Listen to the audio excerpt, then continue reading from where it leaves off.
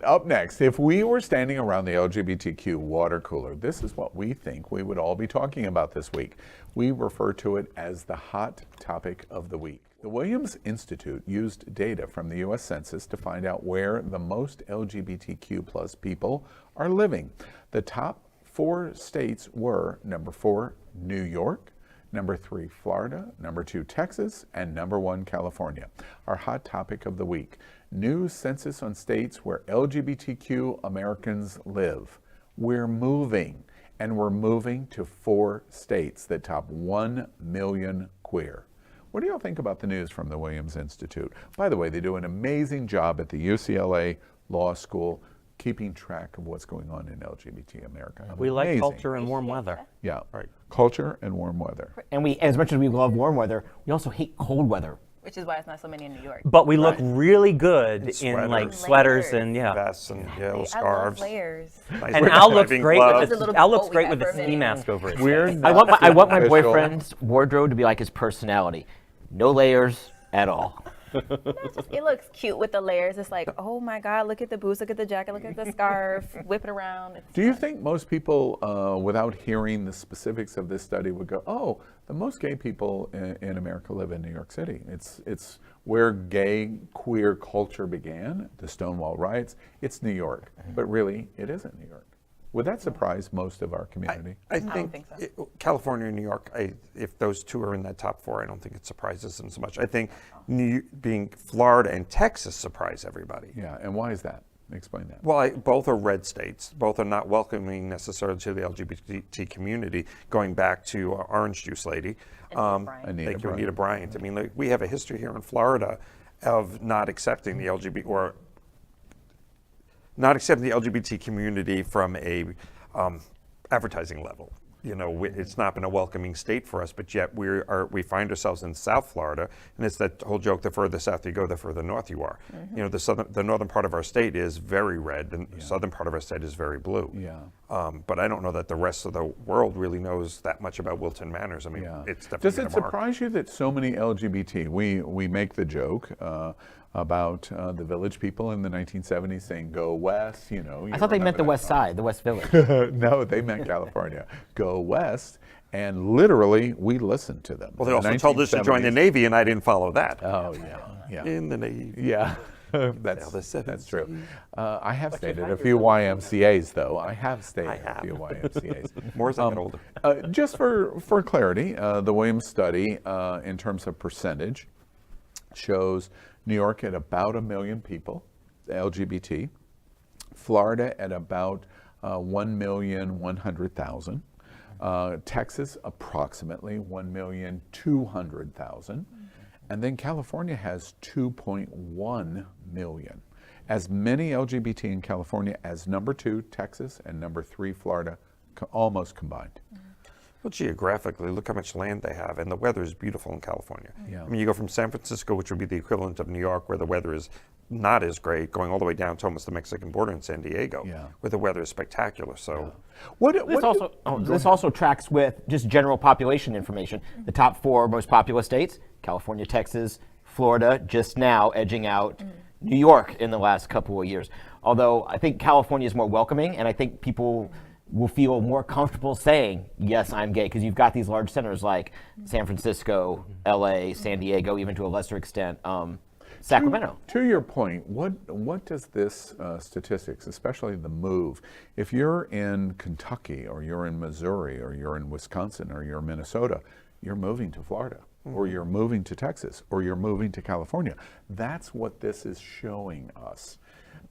What's going to happen 5 years from now, 10 years from now, 20 years from now? What does this trend show us of what's going to happen to LGBT? Well, Orlando will be waterfront property, so we all need to move up a little. So we have some weather challenges. And according to the Universal Life Church, 100% of people in Florida in 25 years are going to be gay anyway, so it doesn't All right, so beyond joke 1 and joke 2, what is it going to show us for 5, 10, 15 years from now? I think, all depending, of course, on politics, Florida could go anywhere based on what's happening right now in our legislature.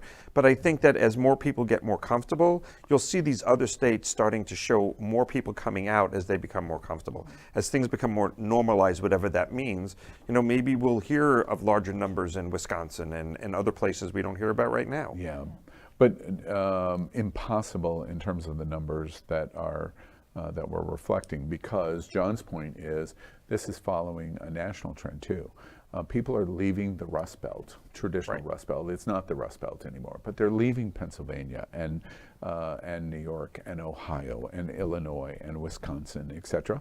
And where are they moving? They're moving to Florida, and they're moving to Texas, and they're moving to California, and they're moving to Arizona. But okay. the prices down here and in all these 4 states, we've made it so nice, have gone so high that we always look for a bargain, and Detroit might be the next place to go, because you can get such a house for like nothing. Oh, really? But I think it also depends on. Where the jobs are, because I think generally we have become an educated group of people, or at least We've come out of the closet as those educated people. That's right. Yeah. And so we, we're going to be looking for that job location. All right, big tech moved to California, and that's where you probably saw big growth right in that market alone. Right. Now I started moving down here. just interviewed Dean Trentalis last week, and he was talking about how the pandemic taught us in Fort Lauderdale specifically that we need to be more than just maritime and hospitality, and he's working to try and make more jobs. There's a good chance like big things like a movie studio or something like that could possibly move to South Florida, which, these diversify the jobs away from what we technically have, which is, as I said, maritime and hospitality. Well, what's interesting too is I was just up, I told you my sister bought a place in Great Barrington, which is right on the New York-Massachusetts border. You go to that small town, every street has a rainbow crosswalk. There are gay flags flying everywhere. I met a guy at the coffee shop while I was up there who's LGBT, moved out of New York City with his partner, has a whole bunch of other friends coming up that way.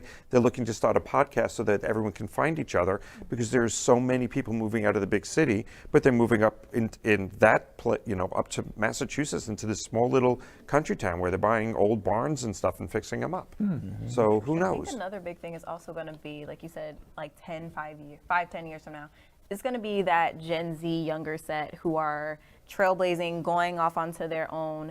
What they see in terms of like, what is the gay lifestyle? It's the coastal areas. It's Florida, where it's a party scene. It's California, same thing. Texas, not so much, but they have like the Gulf and everything there. Like it's there.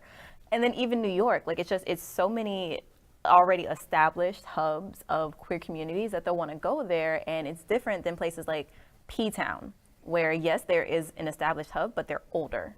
They're a little bit older. They're like Key my West, age and up. Palm Springs, Provincetown, Wilton Manors.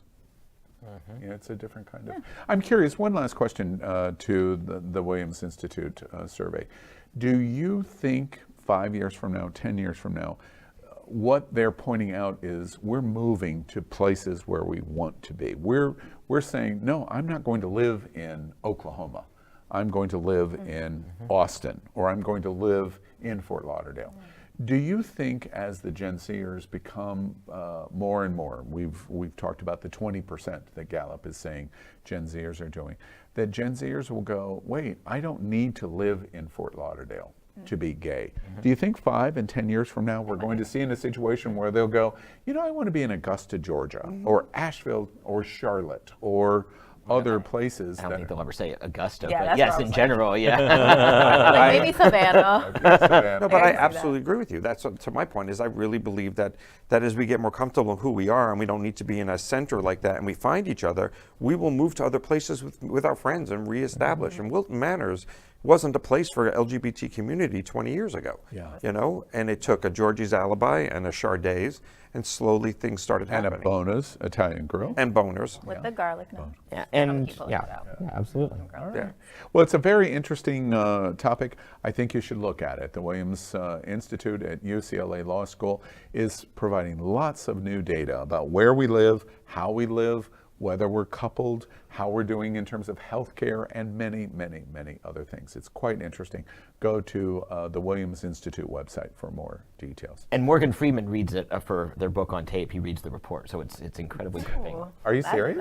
No. No. LGBTQ plus news is vital for our community and for the broader world as a whole.